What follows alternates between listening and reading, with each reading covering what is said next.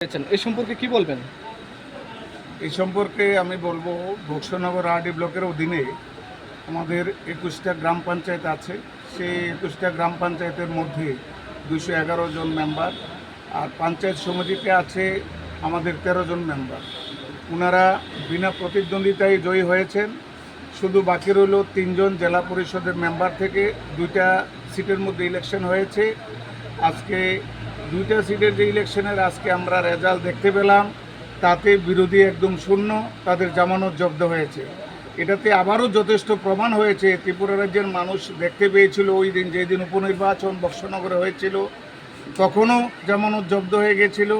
আজকের দিনও আমাদের জেলা পরিষদ 2 জন মেম্বার যারা এমনভাবে জিতেছে, ওদের জামানত জব্দ হয়েছে। তাতে আবারও প্রমাণ করেছে ত্রিপুরা রাজ্যের জনপ্রিয় মুখ্যমন্ত্রী মানিক শাহর যে নেতৃত্বে যে উন্নয়নের বন্যা বইছে, শুধু বক্সনগর নয়, সারা ত্রিপুরাবাসী আমাদের বিজেপির সাথে আছেন, আমাদের যশস্বী মুখ্যমন্ত্রী ডক্টর মানিক শাহজির সাথে আছেন। তাও আবার দ্বিতীয়বারের জন্য আমরা বক্সনগরটা প্রমাণ করে দিয়েছি।